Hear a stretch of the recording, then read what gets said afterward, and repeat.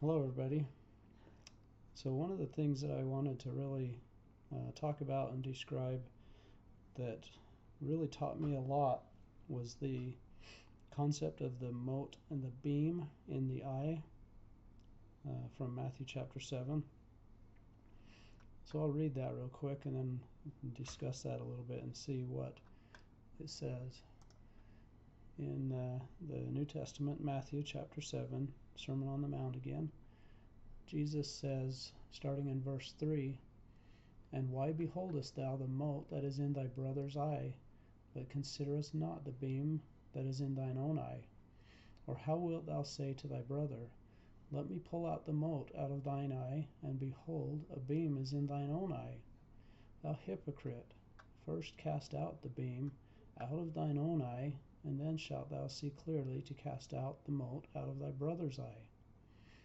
So the idea that we have here is that we're trying to help someone, we're trying to show someone the way, and we can see that they have something blocking their vision, something in their eye making it hard to see, and we want to help them. We want to be our friend, a brother, but the problem is we have a beam in our own eye when they just have a mote.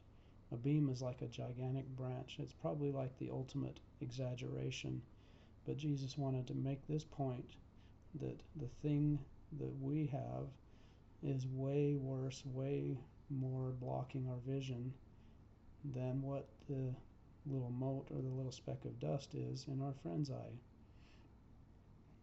And there's an interesting addition if we go to the Joseph Smith translation for this particular chapter. And it's quite eye-opening when we see what the Joseph Smith translation adds to this. So we're going to go to the JST Matthew chapter 7, starting in verse 4.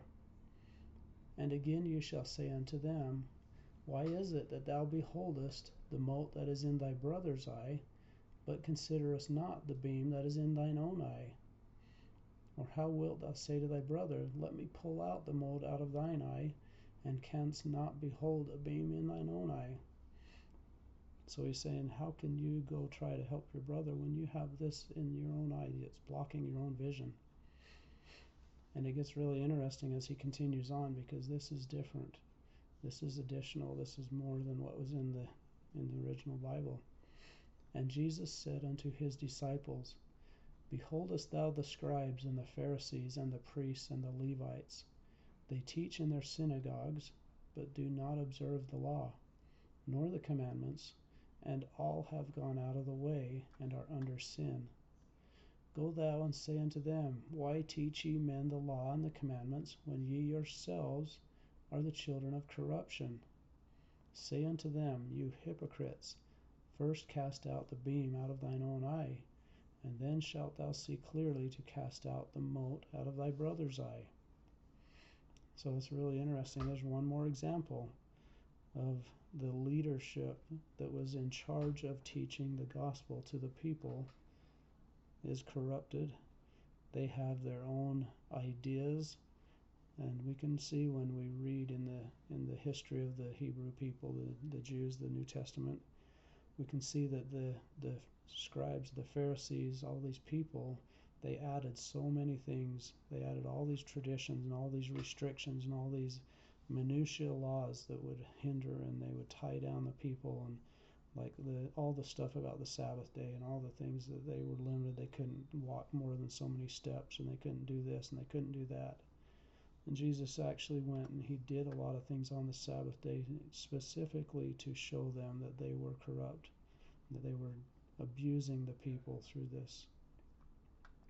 And this was one of the things that I really I had to awaken to when I was born and raised, and I thought that polygamy was the way that Heavenly Father lived, the way that God lived, the way that heaven was, the way that you had to be in order to reach the highest level. And everything that I would read, everything that I would study, everything that I would try to teach, I had to twist it to fit polygamy. I had to make it work with polygamy. And I remember of going through all these incredible gymnastics to try to make polygamy to be a good thing, and trying to say, well, Abraham did it, and so that means it's okay, and Jacob did it, and we bet that Isaac probably actually did, and it's just not recorded. I mean, there's so many things. We were taught that Jesus had to be a polygamist, and that he did these things, and there's no indication whatsoever in the scriptures that he did. In fact, there's commandments that he can't. Deuteronomy 17:17, it directly commands the kings of Israel they cannot have multiple wives. And yet we would just twist things and turn things and try to force the gospel to accept polygamy.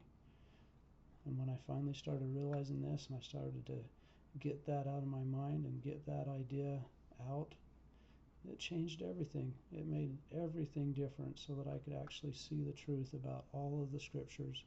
I could see the truth about the Book of Mormon. I could see the truth about Jacob chapter 2. There's no exception clause for polygamy in there. It's the exact opposite. Verse 30, it says that the Lord has to command us not to live polygamy, or we always will. We always fall into those abominations and whoredoms. And we just twisted those things because polygamy was the beam in our eyes. And so I really wanted to bring this out and to try and help people to understand that the first thing we have to do is we have to get these false traditions out of our mind, out of our eyesight, and to change the way that we're thinking. We have to accept the gospel as Jesus spoke it and as he wrote it in the scriptures, as he commanded the prophets to write it. And we can't put our own interpretation, our own private interpretation, like the New Testament says. Scriptures are not of private interpretation. They are what they are, and they define themselves. We can't twist them to make them fit what we think we want them to be. So this is something that has been really important to me, and I hope that it can be beneficial and helpful to others as well. So thank you for listening to my little rant on this idea of the mote and the beam. And I hope it's helpful to somebody. Thank you.